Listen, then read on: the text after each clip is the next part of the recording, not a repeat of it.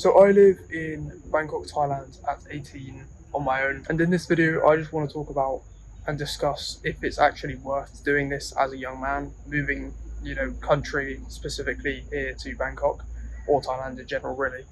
And yeah, so I want to go over a couple of the reasons, the positives, and why maybe you might want to do this. And then also, I'm going to share a couple reasons why you might want to reconsider and why you might actually not want to do this, and basically a couple negatives. So the first reason is it will definitely grow you as a young man. So it's pretty much guaranteed that if you do this, that you will grow as an individual, because just getting here in the first place takes quite a lot of you. It takes money, it takes time, it takes planning, it takes commitment, it takes bravery. And the truth is that if you're going to do this on your own, it definitely takes a lot of you, and it just really forces you outside your comfort zone. Well, of course, unless it's already in your comfort zone because you've already done it, or you're just naturally really, brave or something, which is great. But the truth is, if you're just an average dude, you're probably not going to be used to this, and it's probably going to be, really, it's going to take a lot of you to actually do it. And that's why it's worth it, because it's not easy. That's the whole point. It's not easy. If you do this and you pay your own bills and stuff, and you do like everything yourself, it's really gonna force you to live like an adult.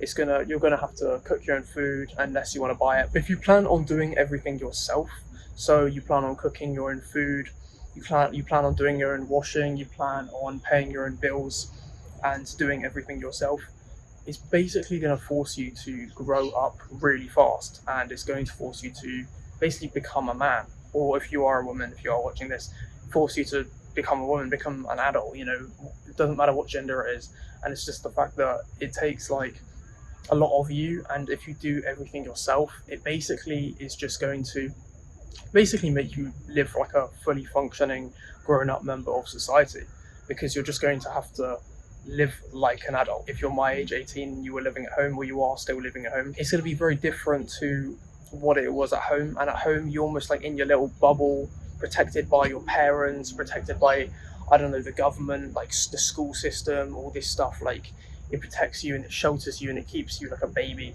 And that's the thing, is if you come out here, you're not really going to have access to benefits. Like, there's no universal credit here for us, like tourists or expats. Unless your parents give you money, there's no mummy and daddy's money and mummy and daddy's house. It's just your apartment or your house paid for by you. Even if everything is paid for you by your parents and your parents send you money every month, you're still going to grow, because you're still going to have to get on that flight. You're still going to have to, wake up and do the work that you do, or you're going to have to wake up and figure out how to do things yourself with pretty much no support. So either way, if your parents pay for it or not, it's still going to grow you so much as an individual. You're just going to grow so much as a man or as a person, just because when you're forced out of your comfort zone, that is how you grow. And leaving your hometown, and even better, leaving your country, is a great way to get out of your comfort zone and just really boost your growth. Another reason why you might want to move away to Southeast Asia or to Thailand or to Bangkok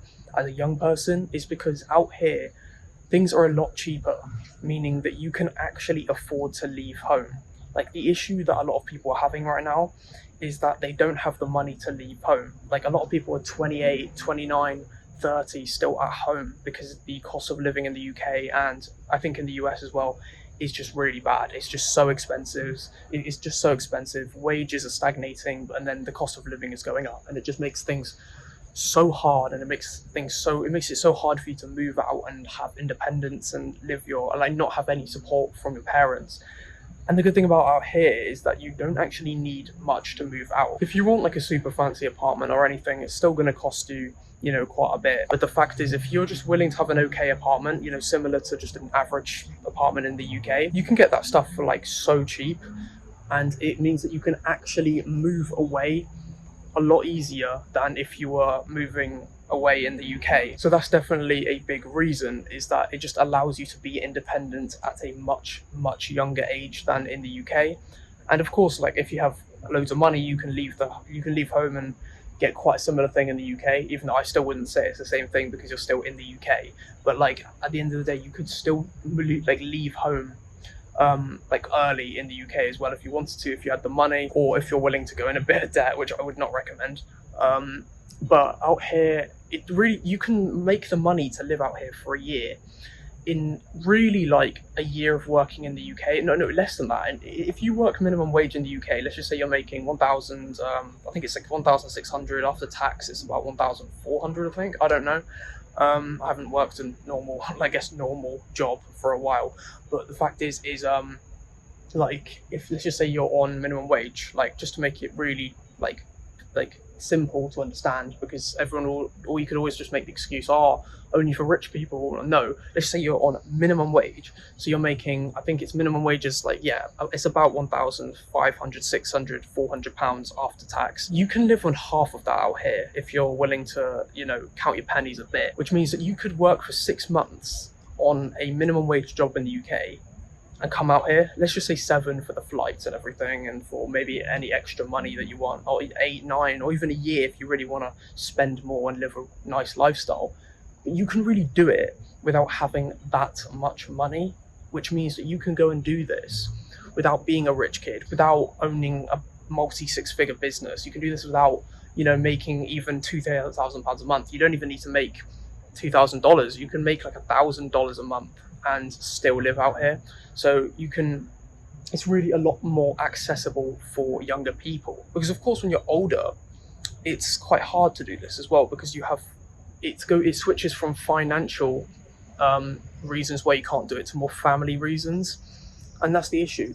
So that's why I'm saying, if you're a young man and or you just don't have, like, you know, kids or anything, I would really recommend coming out here, because you can do this at a much younger age and you don't need much money to do it, which is great, because that just means that, like, you can get away from home and you can grow up and become a man a lot, or a woman, like just a lot, you know, earlier than if you were just moving from one part of the UK to the other, or one part of the UK, or UK to Europe, or UK to America. So yeah, that's definitely a big advantage of Southeast Asia and moving here as a young man. But now I've gone over a couple of the, like, big benefits. I would say there's a couple of things that you definitely need to consider as a young man.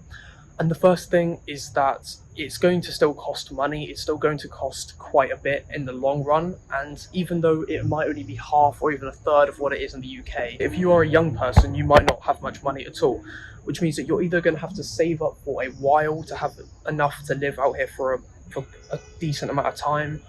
You know, it might only be 3, 4, 5, 6 months of working and saving every penny of it, or 90% of it. But the thing is, that might be very hard for some people. So what I would recommend, if you can do this, is try to get some sort of remote job. But at the end of the day, that's also really hard, because it's not like those just fall from the trees. It's not like those just grow on trees. You've really got to work for those as well. Getting a remote job is not easy as such, but at the end of the day, you need something like that if you don't want to save up and you want to live out here while making money, because you're not forget getting employed by a Thai company as a young man, because first of all, in Thailand you need a bachelor's degree, but also, then why would they employ you when they can just employ a local who will be happy with less, and also just they would rather someone who's local because they speak the language, they're a familiar face and stuff. And, you know, why would they employ a local like you instead of a local? Which makes no sense. So the best option is a remote job or a business, or getting paid just like remotely in some way. I mean, a trust fund would work, but not everyone has that. Parents who can give them money each month. But it's just, yeah, you preferably want a way to make remote income, but you don't need it. You can just save up. But you'll definitely need some grit to, like, save money and not spend it. It's going to take a lot of discipline to not go out and spend it all on the weekends, spend it on Jordans or something. It's like, you know, it's going to be hard to save money for that long. And then obviously an option is to then not come out here for that long, and then like maybe come out here for a month, and then it might only take you a few weeks of saving to do that, and that's obviously maybe a lot more practical for some people. But yeah, that is just definitely a big negative, is the money, and it not being easy to make lots of money as a young man, and having all the temptations of people wanting to go out on the weekend and having to save your money that way. And that's why, as I said, remote job, best case scenario, or like parents, I guess. I mean, that wasn't an option for most people, or for me. Like, I mean, I make my own money and stuff, but that's the whole point. Yeah, you want some sort of like income, if that's from a job in the UK that you save, and then you come out here, or you have a remote job or a business, or just something. You don't even need to make that much money. It's just more like having that remote income, which is the main thing. And the last negative that I'm just going to share with you quickly is, as a young man, it's very easy to get distracted. And out here, there are so many distractions. There are so many. It's ridiculous. Like, this is a part of the world where stuff costs like half the amount, sometimes like a third or even a quarter of the amount of things. And things like, I don't know, you can get a bottle of Coke here for like 30p, where in the UK it would be like £1.60 or something. You can get sweets, chocolate, stuff here for so cheap. You can get like, so, you know, it's legal here, so and it's cheap. So I'm not into that, but it's so tempting to do that, and it's legal actually. So there's just so many temptations. The parties, like, I guess if you're a man, the women, it can be really distracting. Just if you're trying to like get on with your work or something, or you're just trying to live more of a disciplined life, it can be really hard to stay focused when you've got all of these distractions just all the time. You've just got, you can do things. There's just so many more things to do in the big city. And if you come from a small town like myself, it can be really like tempting to go out and do all these things, because when you're in your hometown, there's just nothing to do. And all these new people, all these new things to do. You want to fit in. You're more likely to say yes to parties and drinking alcohol, and the alcohol's a lot cheaper here as well. It's just so much. It's so easy to get distracted, because it's also, the Southeast Asia culture is a lot more laid back. It's not like so hustly like America's culture, meaning that you won't even be shamed for not working much. People almost like embrace the fact that you're not working much. Whereas in the UK, or the US, especially the US, you'll get that like work, work, work thing. Whereas here, you don't actually need to be like that. So a lot of these things can definitely be distracting. And if you're trying to build something like, I don't know, a business, or you're trying to build your career, or you go to university here, because that's another option. You can actually go to university here, international university. There's so many distractions that you could potentially be encountering that can, limit you, and you can really just stagnate your growth. And obviously, if you're just here for a gap year or whatever, that's cool. But if you're living here, you can't just do nothing forever, or, eat junk food every day for the rest of your life. Like, you have to actually have some discipline. So, and as a young man, that can be hard, or a young person, that just can be hard. So that's just something that you should definitely know about before you just, jump on a flight and come here. So those are some of the positives and negatives of living here as a young man, and you should just definitely take these into consideration. Like, a lot of people will act like living here is perfect. It's definitely not perfect. There's definitely loads of things you've got to worry about. It's just, the best thing is just be prepared. As long as you're prepared, you'll be fine, because there's none of the issues here are that big, because then they can all be worked through, all of them. And with planning, you can pretty much work through any issue here, because obviously, like, the issues here, they're not massive. It's like, for example, getting distracted, that's something you can fix yourself. Like, again, things like money, you can sort some money, you can work and make money. Making some money and saving money is not like the end of the world, is it? Unless you're like in debt. And I obviously understand if you're in a really hard financial situation, but it's on the cards, in a sense. It's possible to make money. So just at least prepare for these things. Prepare for like things I've mentioned in this video if you're going to come here. If you enjoyed this video, then consider like dropping a like and maybe subscribing. And if you have any comments, then you can leave them in the comment section below, and I'll see you in the next one.